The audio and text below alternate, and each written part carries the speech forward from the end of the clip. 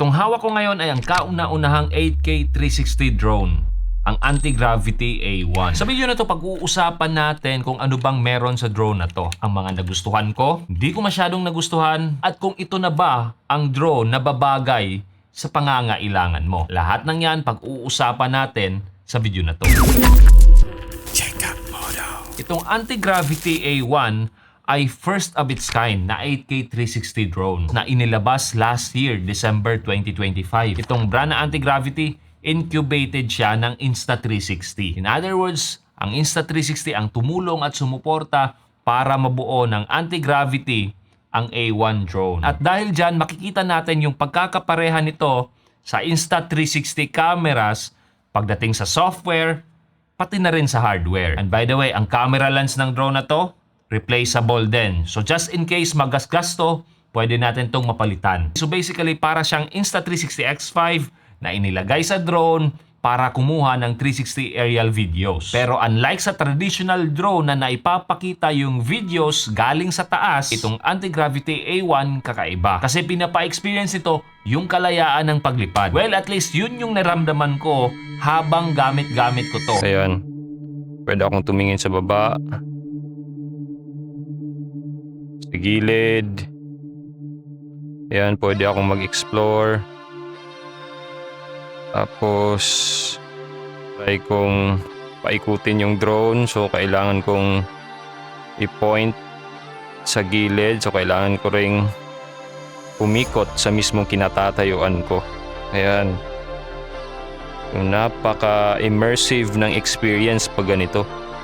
Para ako mismo yung nag-e-explore, ako yung mismong nung lumilipad. Now, hindi na ako bago pagdating sa drone kasi 2016 pa lang, magpahanggang ngayon, meron akong drone, yung traditional drone na ginagamit. Pero iba yung excitement ko dito sa Anti-Gravity A1. Anyway, bukod dito sa mismong drone, ito yung mga bagay-bagay na makukuha natin kung bibili tayo nito. By the way, Infinity Bundle itong gamit ko. Bale, meron tayo ditong goggles na may kasamang battery, ayan. Tapos, ang kanyang lanyard, kasi isasabit natin to sa leeg.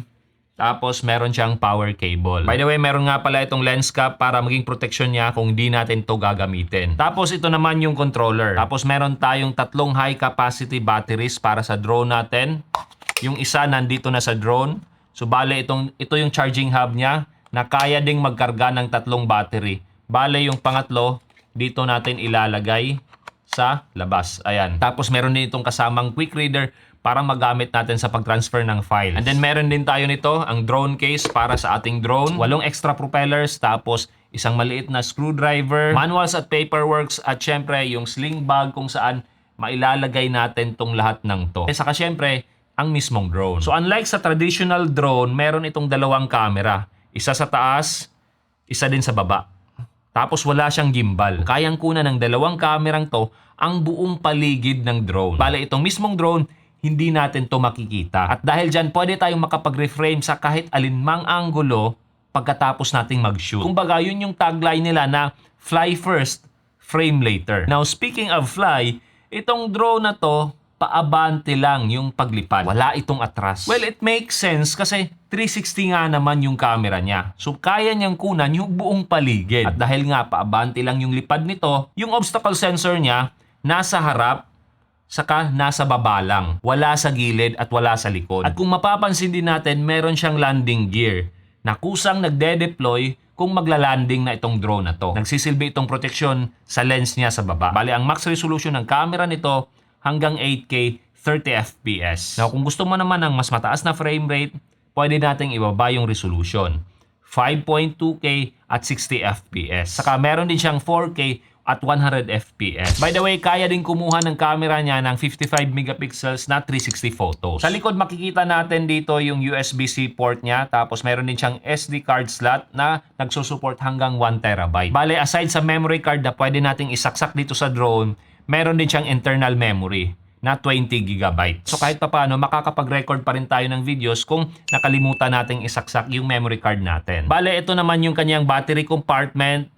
So dyan natin ilalagay yung ating battery. Tapos kung gusto nating i-check yung battery level, pwede nating hawakan tong part na to. Ayan, iilaw yan. By the way, yung battery na pinakita ko kasama itong dalawang battery na andito sa charging hub, ito yung high capacity version na according sa anti-gravity, kayang umabot ng 39 minutes na flight time. Actually, meron ding standard version yung battery nito na umaabot naman hanggang 24 minutes. Now, ang advantage ng standard battery, mas magaan siya. So, pasok siya sa 249 grams limit para less yung regulatory friction. In other words, less likely kang masita sa pagpapalipad ng drone. By the way, ito yung power button ng drone na kailangan lang nating i-double press tapos hold para i-on siya. So by the way, ganito lang siya kaliit kung naka-fold. Ayan. Now, build quality wise, ramdam mo talaga yung pagiging premium ng drone na to. Now, isa sa mga nagustuhan ko sa drone na to ay itong goggles niya. Ito kasi para sa akin, ang pinaka-importanting component niya pagdating sa actual experience mo dito sa pagpapalipad. I mean, para sa akin at sa nababasa ko dun sa anti-gravity website, ang main selling point talaga nila is yung experience or yung flight experience. At isa sa main factor doon sa experience na yon is ito. Kakaiba yung drone na to dahil dito. Bali sa loob nito, meron siyang dalawang lens na pwede nating i-adjust ang position at focus gamit itong dalawang knobs sa baba. Ayan, dito. Pwede natin itong pihitin. Ayan. Tapos pwede nating i-adjust yung posisyon niya. Meron itong industry-leading na pancake optics at OLED display na para kang nanonood sa isang 200 inches na screen. At para makakita naman tayo sa ating paligid habang suot-suot ito, meron itong see-through camera. Ayan. Pwede nating ma-activate yung camera na yon by double pressing itong home button. So hindi na natin kailangang iangat pa tong goggles na to kung nagpapalipad tayo tapos meron tayong titingnan sa ating paligid. Now dito naman sa kabilang side, meron itong volume buttons kasi itong goggles na to, meron siyang speaker. Actually, meron din siyang mic. Saka meron din itong built-in memory na 30 gig na pwede nating magamit sa ating screen recording. Actually, meron din siyang SD card slot. Andyan sa gitna, dyan. Tapos syempre, ang kanyang antennas dito sa gilid, magkabilaan. Dito naman sa baba, isasaksak natin yung kanyang power or power cable. Ayan. Tapos sa kabila nito, yung USB-C port niya. Now, bago ko makalimutan, itong goggles niya, meron ditong built-in na fan para magamit natin sa defogging. Just in case magpa-fog siya habang ginagamit natin. Now, pwede nating ma-activate yung fan na yon dun sa menu screen. Now, speaking of screen, itong external na nakikita natin, yung isa dito, by default, ay nagpapakita ng perspective sa kung anong nakikita natin habang nagpapalipad. So yung ibang tao makakakita sa perspective mo habang nagpapalipad ka ng drone na to. Now ang typical FPV goggles, fix yung display niya. Kung saan nakaharap yung camera ng drone, yun din yung makikita mo. Pero itong A1, buong paligid yung pwede mong tingnan. Bale, igagalaw mo lang yung ulo mo. Independent yon sa mismong direksyon ng drone. Dahil nga, 360 ang camera nito. So pwede kang tumingin sa taas, sa baba, saka sa gilid. Actually, pwede ka ring lumingon. Yun yung nagbibigay feeling na parang ikaw yung lumilipad. Mahirap siyang i-explain pero once na-try mo siya, I'm sure makaka-relate ka. Actually, nung first time ko tong ginamit, tapos nung pababa na yung drone, andun yung feeling na parang sumasakay ako sa Ferris wheel. Nagkaroon ako ng negative G-force sensation. Yung parang yung kaluluwa mo naiwan tapos yung katawan mo bumababa na. Tapos na-realize ko rin na itong anti-gravity A1, hindi lang siya sa pag-capture ng 360 videos, kundi magagamit din natin siya para mag-explore ng mga lugar na hindi natin kayang puntahan. Gaya ng sabi ko earlier, ito para sa akin yung pinaka-importanting part ng drone na to. Or should I say best part ng anti-gravity A1. Now, pangalawang bagay na nagustuhan ko dito is relatively madali lang din siyang paliparin gamit itong controller niya. Ito. At syempre dahil na rin sa 360 perspective ng camera niya. As mentioned earlier, yung tagline nila is fly first, frame later. So makakapag-focus ka talaga sa pagpapalipad. Kasi yung pamimili ng perspective, gagawin na natin yon after ng mismong flight. So unlike sa traditional drone kung saan dalawa yung iintindihin mo. Yung pagpapalipad ng drone at yung camera movement. Ito yung pagpapalipad na lang talaga yung magiging primary concern natin. Yung framing or mga angulo na gusto natin, pwede natin yung gawin after ng flight. Dahil katulad ng Insta360 cameras, yung reframing gagawin natin yan sa anti-gravity app. Mapa-computer man o kaya cellphone. Now, yung reframing na part, pagbaguhan ka pa lang, medyo mahirap siya. Pero given na kapareha lang siya ng Insta360 app para dito sa Insta360 cameras ko, madali na lang siya para sa akin. Now, ang isang advantage pa nito, yung videos natin, pwede natin i-export sa alinmang aspect ratio na gusto natin. Katulad ng 16:9, 9:16, 1:1, at marami pang iba. Actually, in terms of app, magkapareha lang yung interface ng Insta360 sa kanang anti-gravity. Now for context, since 2019 pa ako gumagamit ng Insta360 cameras. Insta360 One X pa yon. Kaya madali na lang para sa akin yung pagre-reframe ng videos nito. Now kung gusto naman natin ng madali ang edit, meron din naman tayong option para sa auto editing dun sa app nila. Makakatulong to para dun sa mga wala talagang ideya or mga beginners pa lang pagdating sa reframing.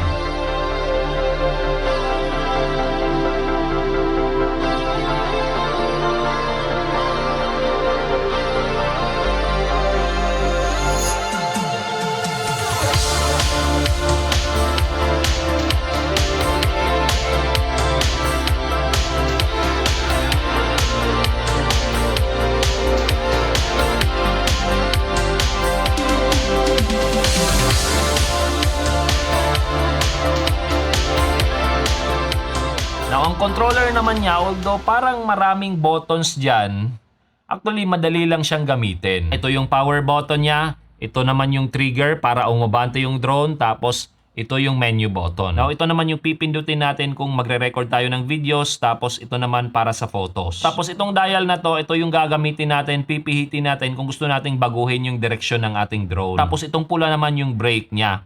Magagamit natin to sa emergencies, o kaya pwede natin itong gamitin para mag-return to home yung ating drone. Now, ito naman yung flight slider. Ito yung magpapaandar sa ating drone. Ito rin yung magpapataas o kaya magpapababa or magpapalanding. Tapos dito sa kabilang gilid naman, meron tayong dalawang customizable buttons, C1 saka C2. Tapos dito, yung dial na to, magagamit natin to select yung mga flight modes. Meron tayong normal mode, meron din tayong sports mode para mas mabilis at maging responsive yung ating drone. Tapos, Cine mode para mas maging precise yung galaw ng ating drone. Now, take note, pag nilagay nyo sa sports mode, yung obstacle avoidance ng drone, na-disable. So, bale, itong controller na to, yung magiging mouse pointer natin. Tapos, itong trigger, yung magiging click. Sa mga sitwasyon kung saan gusto nating i-access yung menu. Tapos, meron tayong mga settings na gustong baguhin. Actually, halos ganun lang din yung gagawin natin sa pagpapalipad nitong drone. Gamit ito sa free motion mode. Itong controller, yung magiging pointer natin sa kung saan natin gustong paliparin yung ating drone. So kung makikita natin merong parang bilog dyan, yun yung navigation dot. Yun yung magiging direksyon or pupuntahan ng ating drone once pipihitin na natin itong trigger niya. Bale, itong trigger yung magiging acceleration button. So kung gusto nating bilisan, syempre, pipihitin natin ng ganyan. So kung gusto naman nating magbagal, syempre, i-release natin. Kung saan nakatutok itong controller na to at yung navigation dot, dun pupunta yung ating drone. So pataas, pababa, kaliwa, kanan. So kahit wala kang experience sa pagpapalipad, madali mo lang siyang matututunan. So sa free motion mode, makikita natin paminsan-minsan yung piloto na kailangang umikot dun sa kinatatayuan nila. Kasi yun nga, kailangan nilang itutok tong controller sa direksyon na gusto nila. Tapos habang nagpapalipad tayo, pwede pa rin tayong tumingin dun sa paligid natin na hindi naaapektuhan yung direksyon ng drone. So pwede tayong lumingon habang ang drone straight pa rin sa kanyang direksyon. Bale, meron tayong makikitang maliit na picture-in-picture display para alam pa rin natin yung direksyon ng ating drone kahit na lumilingon tayo. Now, aside sa free motion, meron pang isang mode na pwede natin gamitin na sa tingin ko mas nagustuhan ko. Yun yung FPV mode. So sa mode na yon, para tayong nagpapalipad ng eroplano. So hindi na natin kailangan pang igalaw yung ating katawan or buong katawan. Ang gagawin na lang natin, itong kamay na lang yung gagalaw. So pataas, pababa, kaliwa, tapos kanan. Para sa akin, mas fluid, mas madali yung FPV mode. Now, aside doon sa free motion at FPV mode, meron din tayong intelligent flight modes na pwedeng gamitin. Katulad na lang halimbawa ng deep track. As the name suggests, pwede nating magamit para i-track yung subject natin. Meron din tayong Sky Genie na pwedeng magamit para mas mapadali natin yung mga cinematic moves. Katulad ng arc shot, spiral ascent, o kaya oval orbit. Saka meron din tayong sky path na pwedeng gamitin na nagsisilbing flight route planner. So pwede tayong mag-set ng waypoints na automatically susundan ng ating drone habang lumilipad. So hindi na natin kailangan pang kontrolin yung drone natin. In that case, pwede mo itong ipasuot sa kaibigan mo o kaya sa kasama mo para ma-experience nila yung immersive flight. Now kung hindi ka naman confident sa pagpapalipad, meron ka ding flight simulator na pwedeng gamitin. So in other words, pwede tayong mag-ensayo na hindi kailangang paliparin to in real life. Now bago ko makalimutan, meron ding tinatawag na virtual cockpit. Bale, pwede tayong gumamit ng sasakyan or virtual na sasakyan katulad ng eroplano. Actually, meron ding dragon habang nagpapalipad tayo ng drone na to. So makikita natin dun sa goggles natin, sa vision natin na meron tayong ginagamit, yun nga katulad ng eroplano o kaya dragon. Now syempre, isa din sa nagustuhan ko dito sa Anti-Gravity A1 is yung pagiging maliit lang niya. So yun nga yung pinakita ko kanina, itong sling bag na to, kayang mag-house or kaya nating ilagay dito yung ating drone, ating goggles, itong controller natin, pati yung extra accessories na kailangan natin. Saka aside sa mismong size, hindi rin siya maingay habang lumilipad or umaandar.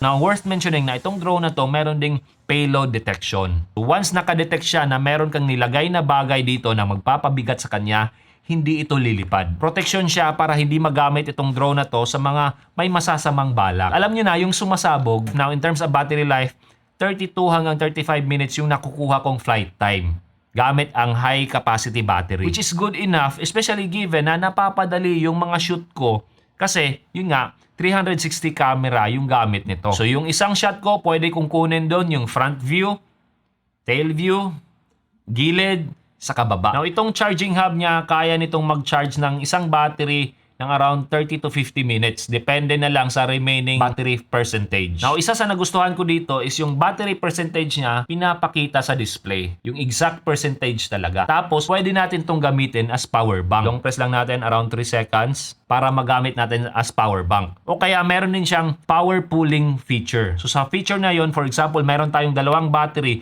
Yung isang battery, isang bar na lang. Tapos yung isang battery, 2 bars pa. Ang mangyayari doon, yung 1 bar na battery, ililipat niya yung charge niya dun sa 2 bars. Now, signal-wise, satisfactory naman yung nakukuha ko or naging experience ko dito. Although paminsan-minsan, meron siyang signal warning na nakikita ko dun sa lower part ng aking display. Pero hindi naman apektado or wala naman akong naging problema sa transmission. Take note, hindi ako yung tipo ng tao na nagpapalipad ng super layo. Around 500 meters to 1.5 kilometers, goods na ako doon. Now, mapunta naman tayo sa mga bagay-bagay na hindi ko masyadong nagustuhan o kaya pwede pang ma-improve. Yung una sa listahan ko, yung battery niya. Maganda sana kung iisang piece na lang, kasama na dito yung battery niya. Hindi yung kailangan pa nating ilagay sa lanyard, tapos meron pa tayong power cable. Baka kasi sa liit ng power cable na to, makalimutan natin or ma-misplace, yun, magkakaproblema tayo. Hindi natin mapapalipad to. Pangalawa, setup time. Now, kung naghahanap ka ng drone na relatively mabilis mong mapalipad,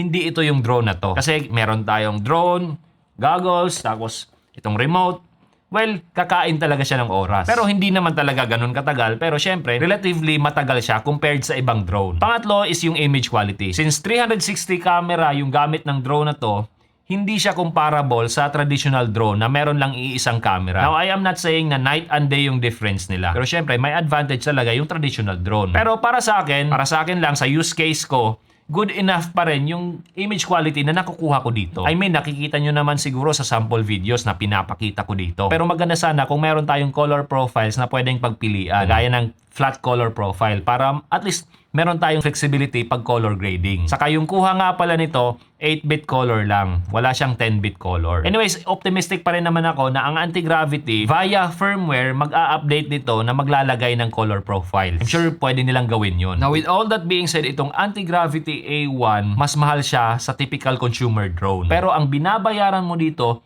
hindi lang itong drone. Andyan syempre yung 8K 360 camera na pwede mong i-reframe sa unlimited na angulo after mong mag-shoot. Meron din siya nitong immersive goggles na kakaiba yung experience kumpara sa phone screen lang. Yun nga yung sinabi ko na habang suot-suot ko to para ako mismo yung lumilipad. Of course, kasama na rin tong controller niya na relatively madaling gamitin. Saka isali na rin natin yung intelligent flight modes saka software ng anti-gravity or yung app nila. Now kung ang hanap mo is basic traditional aerial videos tapos point and shoot lang para sa mga vlogs mo, hindi ito yung drone na para sa'yo. Pero kung gusto mo ng creative freedom sa framing, kakaibang perspective sa aerial shots, saka immersive flight experience, then you might want to consider itong anti-gravity A1 sa bibilhin mong drone.